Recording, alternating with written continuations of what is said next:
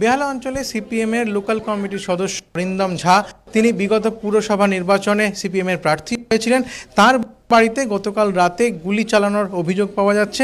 কি ঘটেছে ঘটনা, তার কাছ থেকে শুনবো। কি হয়েছে মূলত 1:20-25 তখন বাজে, আমরা স্বাভাবিকভাবে ঘুমোচ্ছিলাম। সেই সময় আমরা একটা আওয়াজ পাই, ফটফট করে আওয়াজ।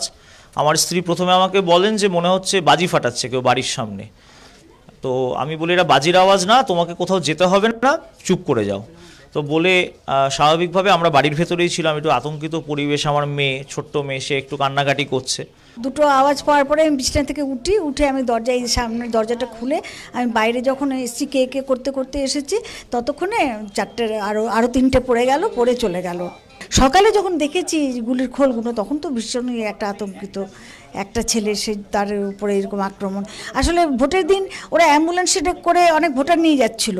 এখন নির্বাচন কমিশন থেকে কিন্তু অ্যাম্বুলেন্সটা ওখান থেকে সরিয়ে দেয়। ওদের ধারণা অরিন্দম ফোন করে করিয়েছে, এবং সন্ধ্যাবেলা থেকে একটা আওয়াজ রটে যায় যে অরিন্দমকে দেখে নেবে। বাড়ির সামনে বেশ কিছু এ ধরনের গুলির দাগ, সেটাও কিন্তু দেখা যাচ্ছে। ফলত স্বাভাবিকভাবেই এলাকাবাসী তো বটেই, পরিবারের লোকজন প্রত্যেকেই কিন্তু এই মুহূর্তে আতঙ্কের মধ্যে রয়েছেন। একজন আমাদের বাড়ির সামনে দিয়েই চলে গেছে, আমাদের বাড়ির সামনে একটা গুলি ফায়ার করে চলে গেছে। 1:30 নাগাদ। একজনই ছিল, আমরা একজনই দেখেছি। আমরা ভয়েতে আর সামনে আসিনি। সঞ্চয় মিত্র, এবিপি আনন্দ, কলকাতা।